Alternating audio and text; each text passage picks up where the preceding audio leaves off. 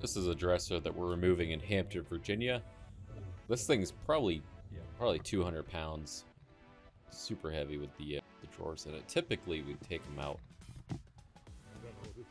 We had 3 guys, so we were handling it pretty well.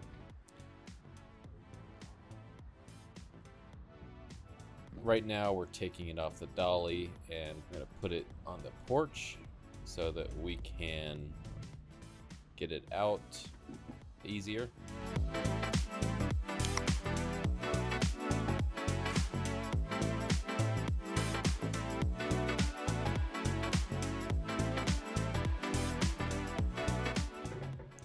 Right here, we're trying to figure out where we're gonna put this.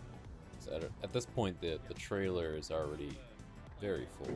Yeah, I think we're gonna push it up because we're not too far from where we're taking it. It's not too bad. Okay, guys, that's the end of this video. Let me know what you think of this new voiceover format. Also, don't forget to subscribe. I'll be posting more content like this if I get some positive feedback. But anyway, thanks for watching.